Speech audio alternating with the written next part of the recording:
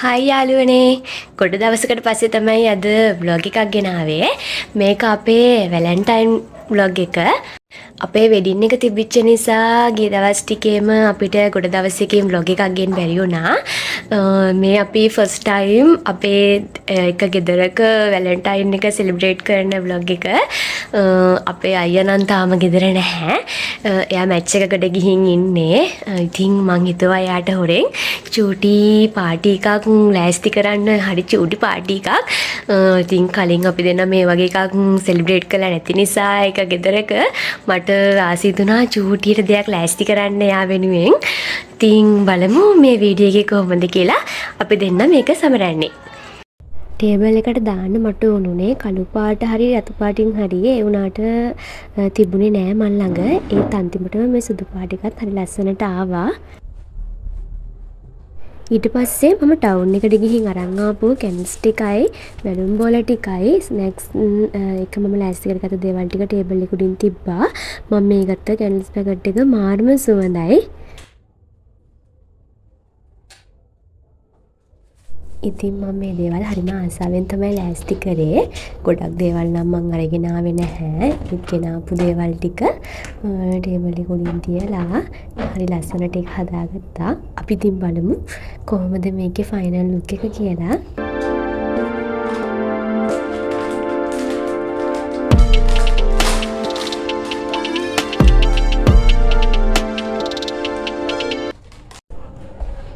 දැන් මට පුළුවන් විදියට මං චූටි මේසයක් ලෑස්ති කරා.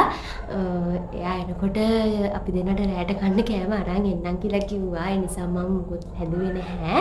අර මම පැත්තෙන් දීලා තියෙන්නේ මට උදෙන්ම දීපු ෆ්ලවර් බොකේ එක. හරි ලස්සනයි ඒක. උදෙන්ම මට ඒක තමයි දුන්නේ යා. දැන් බලමු කොහොමද එයා මේක දැක්කම මොන වගේද රියැක්ෂන් කියලා.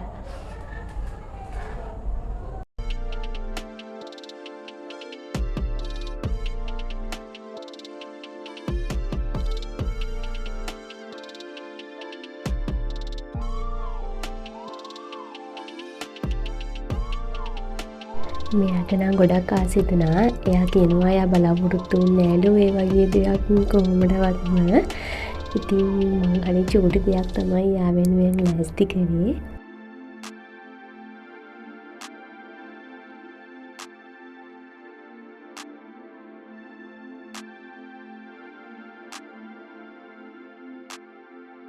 මේ චූටි කේක් එක නම් හැදුවේ මම. එදා වැලන්ටයින් එකට ඕඩර්ස් ගොඩක් තිබිච්ච නිසා මට ඒක ලස්සනට හදාගන්න බැරි වුණා. හැබැයි රසට තිබුණා. ඇත්තටම මේක හරි ලස්සන අත්දැකීමක්. මේ වගේ චූටි පාටියක් අපි දෙන්නත් එක්ක තනියෙන් සමරනකොට ඒක ඇත්තටම හරි ලස්සනයි. අපිට ගිය දවස් ටිකේ ගොඩාක් වීඩියෝස් ගේන්න බැරි වුණා වැඩත් එක්ක. ඒ වුණාට දැන් ඉස්සරහට අපි දිගටම වීඩියෝස් ගේන්න බලාපොරොත්තු වෙනවා. මේ හිටියට අපි දෙන්නම ගොඩක් මහන්සියෙන් තමයි ඉන්නේ. එදා අපි දෙන්න ෆ්ලවර් බොකේ වගේකුයි කේක් ඕඩර්ස් ගොඩකුයි කරපු නිසා නිදිය ගන්නත් බැරි වුණා. නිදිමතයි මහන්සියයි දෙකම තිබුණා. ඒත් ඉතින් අපිට අපිව මගහැරෙන්න දෙන්න බෑනේ. ඒ නිසා ඉතින් අපි දෙන්න මේ වගේ චූටියට මේක සෙලිබ්‍රේට් කරා.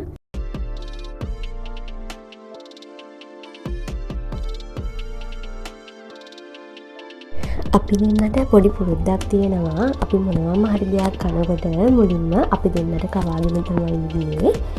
ඉතින් මේ ඉන්නේ අපේ එදා දවසේ හරි ලස්සන මතක ටිකක එකතුවක්. මේක හරිම පොඩි වීඩියෝ එකක්. අපි ඉස්සරහට තව ලොකු වීඩියෝ ගන්න බලාපොරොත්තු වෙමින් ඉන්නවා.